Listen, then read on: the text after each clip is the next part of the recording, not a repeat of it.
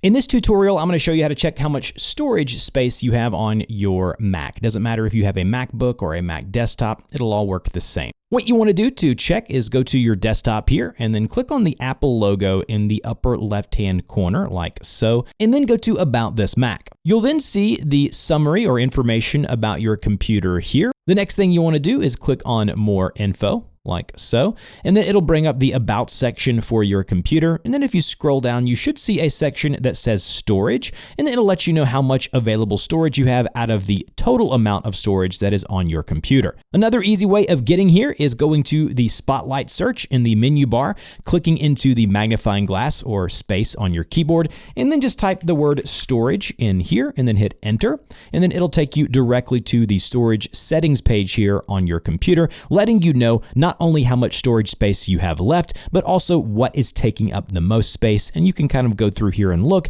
and see what might be taking up the most amount of space. That's it. I'll have some frequently asked questions down below in a pinned comment. If this helped, like, share, and subscribe, and I'll see you guys in the next video.